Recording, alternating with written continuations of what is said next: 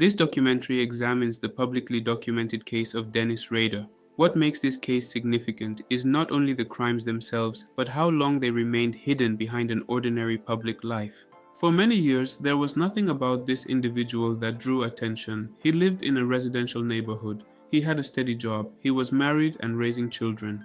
To the people around him, his life appeared structured, predictable, and routine. There were no public signs that connected him to any major criminal investigation.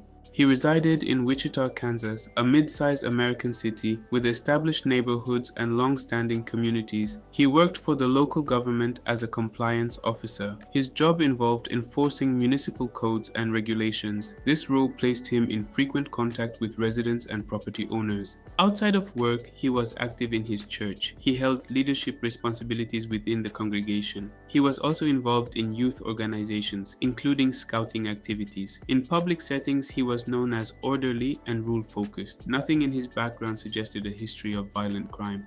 At the same time, Wichita was dealing with an ongoing criminal investigation. Beginning in the 1970s, a series of murders had occurred in the area. The cases appeared connected, but the offender was unidentified. Law enforcement received letters from an unknown sender. The letters referenced the crimes and claimed responsibility. They were sent to police departments and local media outlets. The sender used a name to identify himself. That name would later become widely known. During the early years of the investigation, authorities focused on conventional suspects. They examined criminal records. They reviewed known offenders in the region. They followed leads based on proximity and opportunity. None of those efforts identified a suspect who could be conclusively linked to the crimes. The offender did not match existing profiles. While the investigation continued, the individual at the center of this case continued his public life without interruption. He went to work, he attended church, he participated in family activities.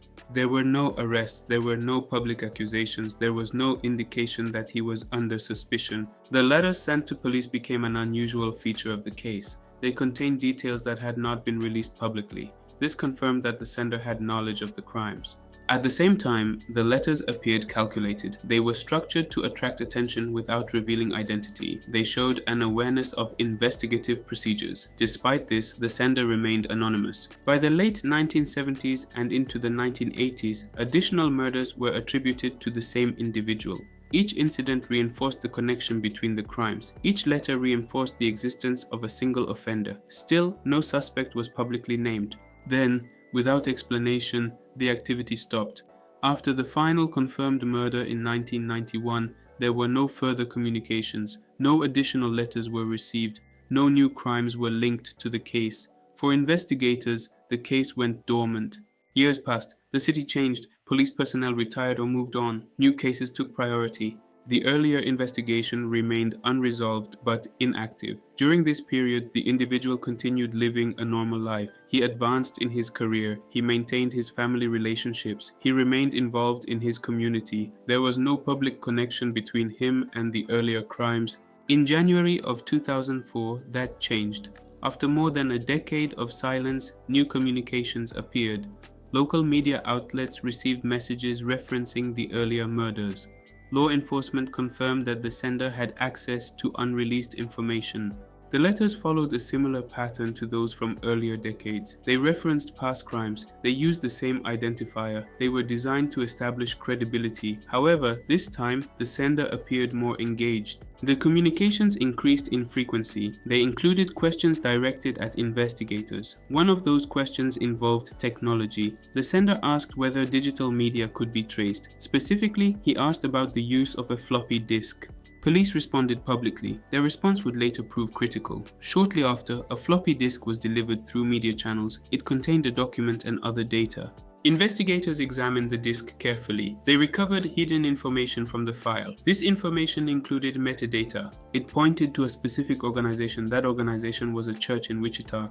Investigators reviewed access records. They identified individuals who had used the computer. One name appeared repeatedly. That name belonged to a person with no criminal record, a person with a family, a person with a public reputation for order and responsibility. Law enforcement began surveillance. They collected additional evidence. They obtained a DNA sample through legal means. That sample was compared with biological material preserved from earlier crime scenes. The results matched.